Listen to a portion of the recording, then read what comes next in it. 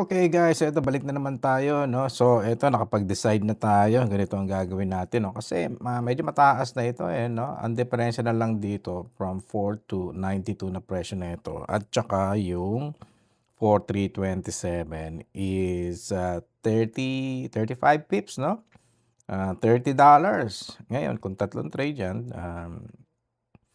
30 times 3, $90 ang diperensiya 'no. So nakapag-decide na tayo na i-close na natin 'to, hindi na natin hihintayin yung, $100 na yung $90 na 'yan 'no.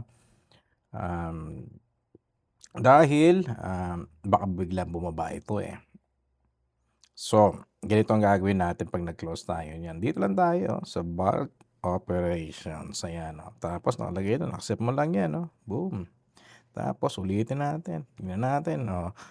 Ayun na nakalagay, oh, close all positions, ayan. Pag kinlose mo 'yan, bam, close lahat ng position niyan. Ayun, oh, so makikita mo 1,600 ngayon ang ating equity, 1,689.